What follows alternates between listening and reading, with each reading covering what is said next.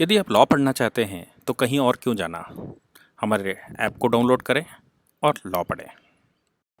नमस्ते सदा वत्सले मातृभूमे।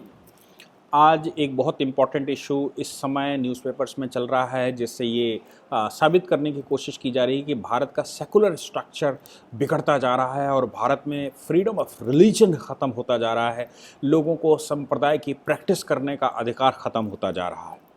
ख़ास तौर से मैं बोलूं कि आजकल बड़ी तेज़ी से मुस्लिम संप्रदाय में ये बात फैली हुई है कि भारत में इस समय मुसलमानों को रिस्ट्रिक्ट किया जा रहा है, उनको अपनी प्रैक्टिस करने से रिस्ट्रिक्ट किया जा रहा है। ये बात शुरू हुई थी मौलाना साद से और अभी तक वो लगातार चल रही है। कोविड-19 के दौरान ये सब चल रहा है और इन लोगों का मानना ये है कि जो इस समय रिलैक्स दिया गया है 200 लोगों तक एकत्रित होने का, या कई कुछ स्टेटों में 40, कुछ स्टेटों में 50, कुछ में 100, वो सिर्फ ये त्यौहार मनाने के उद्देश्य से हो रहा है। और ये त्यौहार का सीज़न चल रहा है, जैसे ही ये त्यौहार का सीज़न ख़त्म होगा फिर से ये इस तरह का लॉकडाउन कर देंगे कि एक व्यक्ति नहीं निकलना है।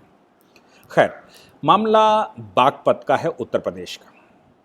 उत्तर प्रदेश के बागपत ज़िले में एक पुलिस इंस्पेक्टर, जो सब इंस्पेक्टर की रैंक पर मौजूद है, इसरार अली, अगर हम कहें उनको कोई भी देखेगा, अगर उनकी तस्वीर कोई देखेगा तो वो इसरार अली नहीं कहेगा, वो उनसे मौलाना साहब कहेगा, मौलाना इसरार अली। मौलाना इसरार अली ने अरब कंट्रीज़ की तर्ज पर, अरब कंट्रीज़ की तर्ज पर मैं इसलिए कह रहा हूँ कि अरब कंट्रीज़ में पानी नहीं होता था। जिस समय प्रॉफेट मोहम्मद हुआ करते थे उस समय वहाँ पानी नहीं हुआ करता था, तो कुछ खाने पीने के लिए ये मूछें, मुझे लगता है कि समस्या खड़ी करती होंगी, तो मूछ कटवा ली जाती थी। कुछ खाए पिए तो ये पानी की आवश्यकता ना पड़े, इसको साफ़ करने की आवश्यकता ना पड़े, इसको ऐसे ही साफ़ कर लिया जाए और दाढ़ी जो है वो बड़ी की जाए। तो मूछ कटाई और दाढ़ी बड़ी की, ये अरब कंट्रीज़ की प्रैक्टिस रही होगी कभी। आज तो मुझे नहीं लगता कि बहुत अच्छे से वहाँ प्रैक्टिस चलती है, लेकिन उन कंट्रियों में प्रैक्टिस ज़रूर चलती है जिनमें इन्वेडर्स ने इन्वेड किया और यहाँ पर आक्रमण करने के पश्चात अपने मज़हब के यहाँ के लोगों को, उन कंट्रियों को मजहबी बनाया और वो मजहबी ऐसे कट्टरपंथी हो गए कि उन्होंने मूंछ कटाना और दाढ़ी बढ़ाना शुरू कर दिया। मौलाना, अगर मैं कहूँ कि मौलाना इसरार अली देखने से लगता है, हालांकि वो सब इंस्पेक्टर हैं, उन्होंने खूब बड़ी सी दाढ़ी और मूंछ कटाकर सामने आए, प्रैक्टिस करने लगे। वो थानेदार बने रहे, थाने में प्रैक्टिस करते रहे।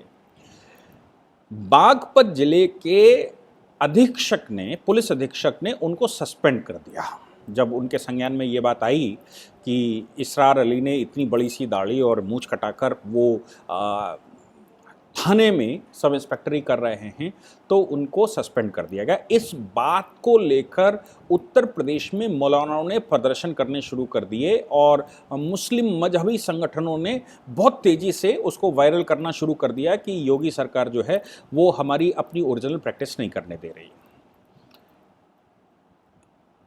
अधीक्षक का कहना यह है कि हमारा एक ड्रेस कोड होता है, उत्तर प्रदेश में नहीं पूरे देश में ड्रेस कोड होता है। मिलिट्री का ड्रेस कोड होता है, पुलिस का ड्रेस कोड होता है, आर्मी का ड्रेस कोड होता है, एयरफोर्स का ड्रेस कोड होता है, इवन ऑफिस में भी ड्रेस कोड होते हैं, यूनिफॉर्म्स होती हैं।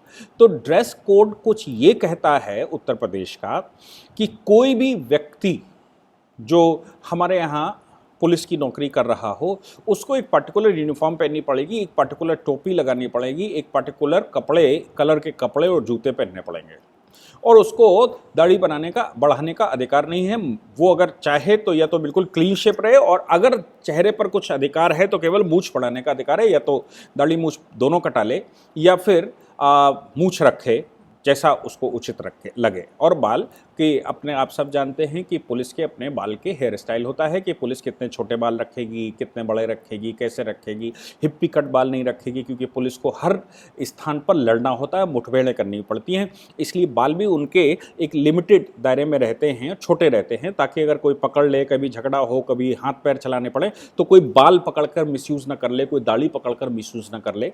इसलिए ये पूरा ड्रेस कोड रहता है। हाँ, इसमें अगर किसी को अनुमति दी गई है तो वो सिखों को, सरदारों को अनुमति दी गई है कि वो पगड़ी बांधेंगे, बाल बढ़ाएंगे, पगड़ी बांधेंगे, दाढ़ी बढ़ाएंगे, दाढ़ी को बांधेंगे, दाढ़ी खुली नहीं छोड़ सकते, दाढ़ी को बांधेंगे, बिल्कुल बाकायदा बांध कर दाढ़ी रखेंगे। ये चूंकि गुरु गोविंद सिंह जी ने ये फौज बनाई थी और फौज को ये हेलमेट की जगह पर ये और चेहरे के ऊपर दाढ़ी बांधने के लिए बांधकर, ऐसा खुला नहीं, बांधकर दाढ़ी रखने का हुआ था और मूछें काटने का अधिकार नहीं था। वो फोर्स की भारतवर्ष में पहले यूनिफॉर्म थी, पहली फोर्स की पहली यूनिफॉर्म थी जिसने मुगलों के खिलाफ संघर्ष किया। और गुरु गोविंद सिंह जी ने हिंदुओं के परिवारों से एक एक बेटा, एक कुछ बच्चे लिए, उनको तैयार किया गया, उनको एक यूनिफॉर्म दी गई, उनको एक 5 के कड़ा, कुंडल, कड़ा, कटार और ये दाढ़ी, केश, ये सब रखा गया। इसलिए उनको अनुमति दी गई, चूंकि वो प्रैक्टिस पिछले 500 वर्ष से हिंदुस्तान में सिर्फ वो लोग कर रहे हैं जिनको सिक्योरिटी फोर्सेस में वो हैं। तो वो मजहबी ना कह के अगर हम कहें कि वो सिक्योरिटी फोर्सेस की यूनिफॉर्म पिछले 500 वर्ष या उससे अधिक से भारतवर्ष में प्रैक्टिस में है, इसलिए उनको अनुमति दे दी गई। अब अगर किसी को किसी कारण से कुछ करना पड़ता है, जैसे किसी के यहाँ 13वीं होती है, किसी के शुद्धिकरण संस्कार होता है, किसी को किसी को कुछ बाल बढ़ाने हैं किसी कारणवश, किसी को दाढ़ी बढ़ानी है किसी कारणवश, क्योंकि उनके यहाँ कुछ परंपराएं हैं, 1-2 महीने का कोई त्यौहार है जिसमें ऐसा करना है, कुछ उनकी मान्यताएं, तो उनको अपने पुलिस अधीक्षक से अनुमति लेनी पड़ती है। पुलिस अधीक्षक अगर रीजनेबल कॉजेज रहता है तो अनुमति दे देता है, और वो अनुमति जब दे देता है तो फिर आप महीने, 2 महीने, 3 महीने, जितने दिन के लिए भी ये संकल्प रहता है उतने दिन, लेकिन परमानेंटली ऐसा कुछ भी व्यवस्था नहीं होती। वो अनुमति एक पर्टिकुलर टाइम के लिए दी जाती है। जैसे आपको रोड पर जुलूस निकालने की अनुमति एक पर्टिकुलर टाइम के लिए दी गई, आपको कहीं रैली करने की अनुमति एक पर्टिकुलर टाइम के लिए दी गई, आपको कुछ सभाएं करने की अनुमति एक पर्टिकुलर टाइम के लिए दी गई, वो सारी व्यवस्था रहती है। अब मुस्लिम संगठनों का ऐसा कहना है कि हमारे मजहब में, ये मजहबी मामला है, मजहब में लिखा है मूंछ कटाओ, दाढ़ी बढ़ाओ, छोटा पैजामा पहनो, बड़ा कुर्ता पहनो। सवाल ये आता है कि अगर मुस्लिम संगठन ये कह रहे हैं कि उनका सस्पेंशन गलत है और उनकी दाढ़ी, मजहब की वजह से उनकी दाढ़ी पर ये ऑब्जेक्शन लगाया गया और मजहब अनुमति देता है और कॉन्स्टिट्यूशन सेकुलरिज्म देता है, आर्टिकल 25, 26, 27, 28 कॉन्स्टिट्यूशन का अनुमति देता है कि हम अपनी रिलीजियस प्रैक्टिस करें।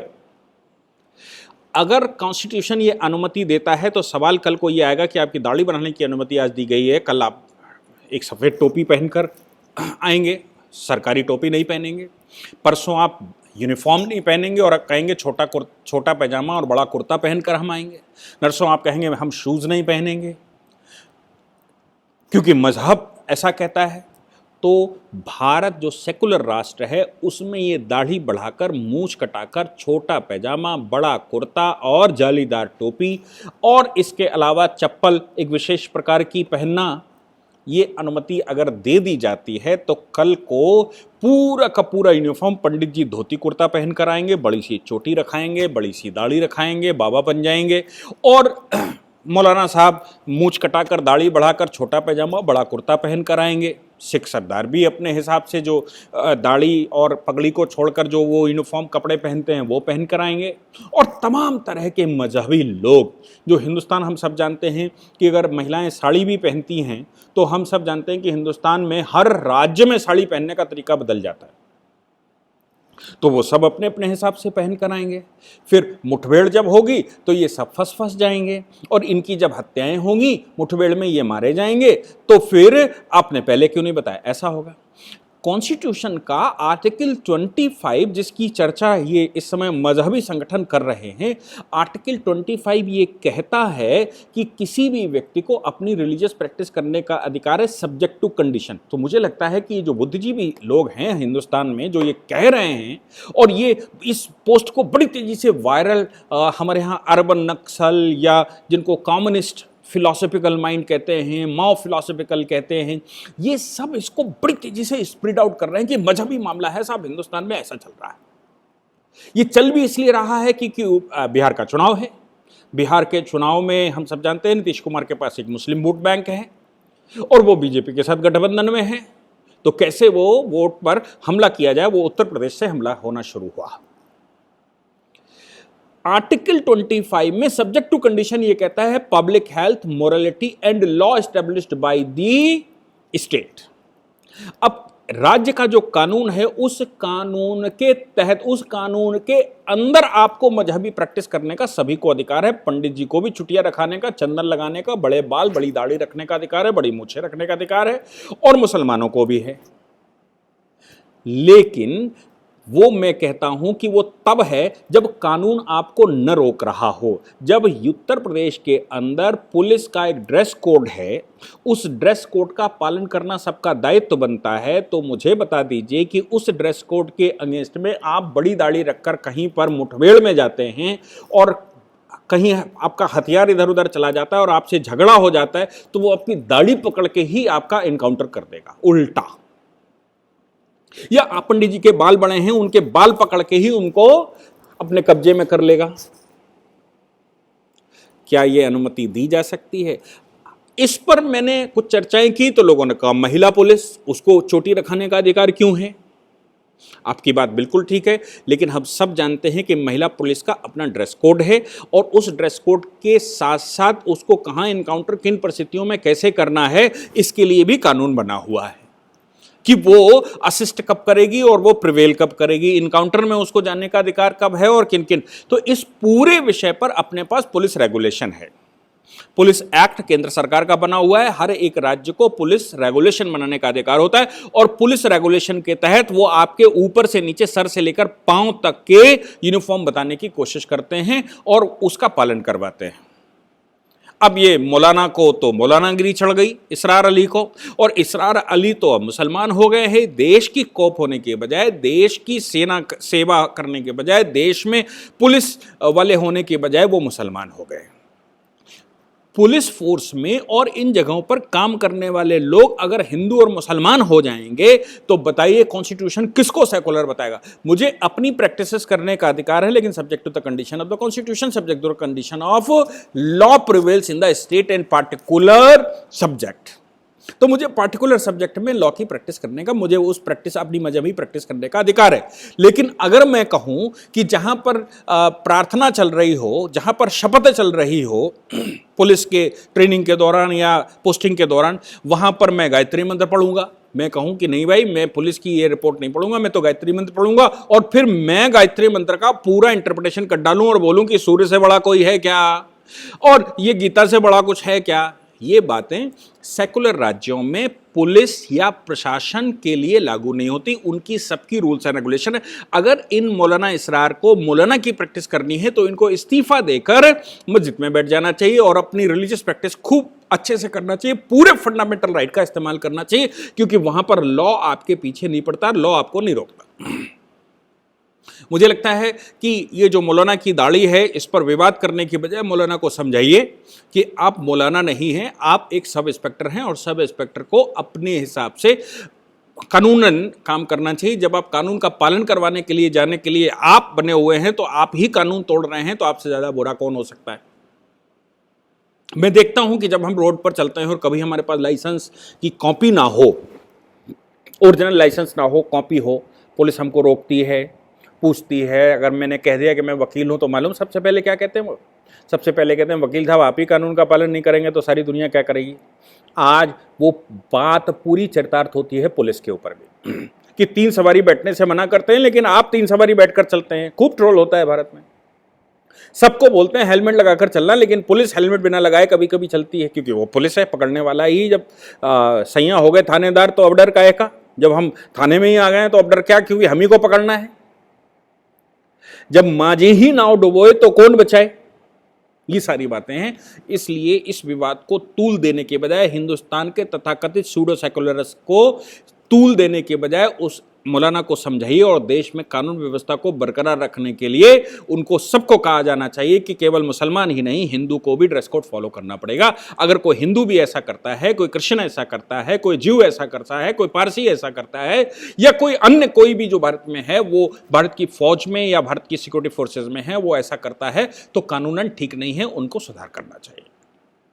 आर्टिकल 25, 26, 27, 28 को समझाना चाहिए, उनको पढ़ने के लिए प्रेरित करना चाहिए कि इसको पढ़ लो, इसमें लिखा है subject to the condition of law is in enforcement in the state. मुझे लगता है कि हिंदुस्तान मजहबी रूप से कोई मुस्लिम कंट्री नहीं है और भविष्य में कभी बन भी नहीं सकता। ऐसा लोगों का अगर विचार है तो वो निकाल देना चाहिए कि भविष्य में कभी भी भारतवर्ष इस्लामिक कंट्री नहीं बन सकता। मैं कहता हूं कि भारत हिंदू राष्ट्र था, हिंदू राष्ट्र है और हिंदू राष्ट्र ही रहेगा।